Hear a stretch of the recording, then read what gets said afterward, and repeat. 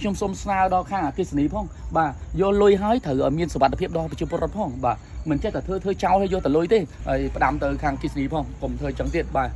បងប្អូនគេបងលុយពេញដៃបងប្អូនដល់ខែមិនបងលុយអត់ទាន់ត្រូវបិទគេទៀតបាទជំរាបសួរបងប្អូនទាំងអស់គ្នាខ្ញុំចង់រិះគន់បកគោភ្លើងនេះមួយបាទដែលមានលេខបកគោល577បាទ577ហ្នឹងគឺការរៀបចំរបស់គាត់ហ្នឹងអត់បានល្អទេបងប្អូននៅក្នុងភូមិរាំងជួរឃុំអំសណបាទស្រុកលើដែកបាទខេត្តកណ្ដាលការរៀបចំរបស់គាត់នេះខ្ញុំទទួលស្គាល់ថាល្អបាទតែកន្លងមកនេះរៀបចំយកតែលុយឬក៏បែបម៉េចបាទហានិភ័យបងប្អូនសូម្បីតែខ្សែភ្លើងនៅលាតនៅឡើយនេះចុះមកមានក្មេងលូកដៃមកកាច់ឬក៏បែបណាបាទធ្វើឲ្យប៉ះពាល់ឬក៏ផ្ទុះផ្សេទៅតើវាបែបម៉េចអានេះវាមិនអាចគ្រប់គ្រងជាមួយនឹងភ្លៀង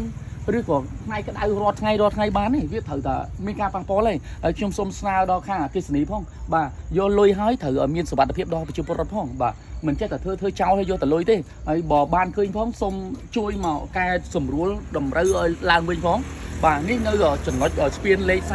36បាទលេខ36អញ្ចឹងនេះជាកំសោយរបស់បាទក្រុមការងារអគ្គិសនីខ្ញុំអត់ចង់និយាយច្រើនទេព្រោះឲ្យមើលទៅវាអាញ៉ៃបាទហើយការឆ្លងអគ្គិសនីឆេះមូលហេតុខ្លាចតែប្រជាពលរដ្ឋគាត់ប្រើអត់បានល្អអីណាដោយសារអីការរៀបចំរបស់គាត់អត់ល្អបាទបងប្អូនឃើញនេះ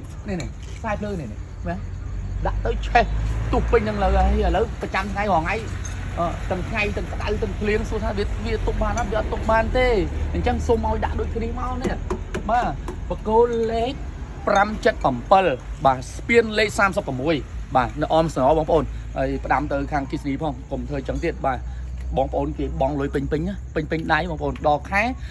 មិនបងលុយអត់ទាន់ត្រូវបិទគេទៀតអញ្ចឹងត្រូវតែមើលជាក់ស្ដែងឲ្យបានល្អទាំងអស់គ្នាបាទអរគុណច្រើនមានតែប៉ុណ្្នឹងទេ